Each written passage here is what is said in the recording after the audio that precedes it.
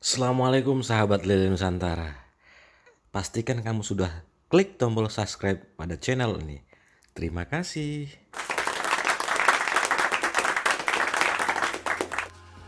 Ini adalah kolam lele saya yang ada di Kabupaten Maros, Makassar. Nah, di sini di kolam ini kita khusus cetak anakan lele di sini.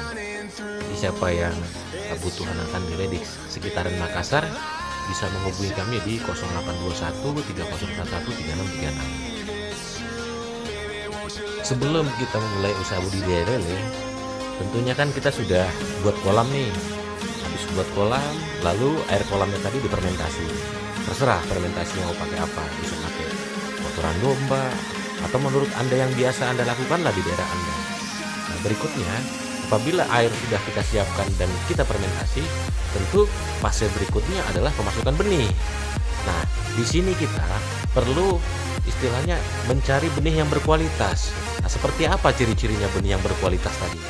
Yang pertama itu lele itu selalu gesit, selalu kelihatan seperti lapar aja. Jadi gerakannya lincah, selalu lincah.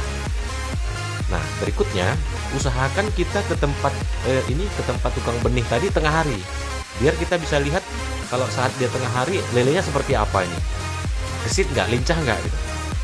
Nah, dia kalau misalkan kita lihat di tengah hari, lele yang sehat tadi itu kulitnya tuh transparan, tapi di punggungnya tuh kelihatan ada kebiru-biruan. Nah, itu ciri-ciri lele sehat tuh. Geraknya selalu naik turun dari atas ke bawah, lalu punggungnya tuh kebiru-biruan. Nah, ini nih yang penting nih ditanya ini. Jenis lelenya, indukannya jenis apa? Ini mesti kita tahu nih untuk indukannya. Karena kenapa? Beda suhu atau beda misalkan gini, kita di daerah dingin nih. Anakan lele yang seperti apa yang bagus kalau misalkan kita pelihara di daerah dingin?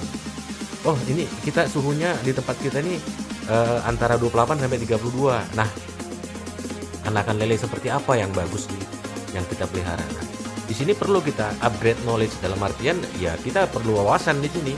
Artinya perlu jam terbang untuk usaha lele tadi.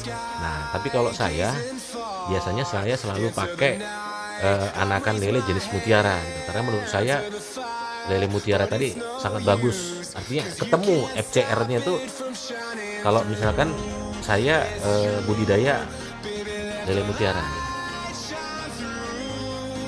Apabila kita pelihara lele dari anakan lele yang nggak jelas, jangan harap bisa berhasil deh. Karena kenapa? Kamu beri pakan normal maksimal aja itu artinya 1 kilo pakan, mau kita dapatkan 1 kilo daging aja susah gitu. Jadi untuk apa gitu? Kita udah rugi di pakan, rugi di waktu, rugi di tenaga.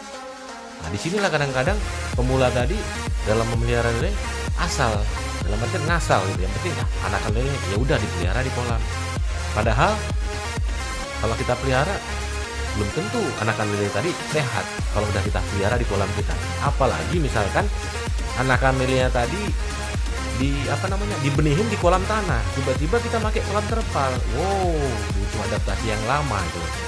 Disitulah kadang-kadang kita perlu tahu asal usul indukannya, lalu anakan lelenya dipelihara di mana nih, di kolam tanah, kolam permanen atau kolam terpal. Nah, di sini perlu kita tahu.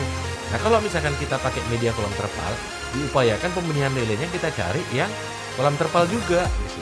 Jangan kolam tanah. Karena kalau misalkan dari kolam tanah ke kolam terpal, itu lelenya butuh adaptasi. Butuh adaptasi, butuh waktu. Tentu ya repot kita ngerawatnya. Ngapain ternak lele dibuat kalau misalkan kita buat jadi repot?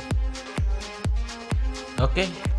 Kalau misalkan ada yang kurang jelas, boleh nanti isi di kolom komentar terkait bagaimana cara memelihara anakan lele yang baik dan benar. Nah, itu dulu yang bisa kami sampaikan. Nah, di sini kami setiap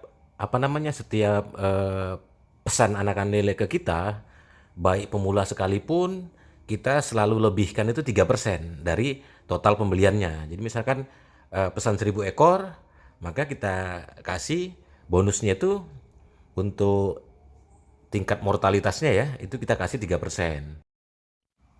Oke, selamat malam dan salam sukses.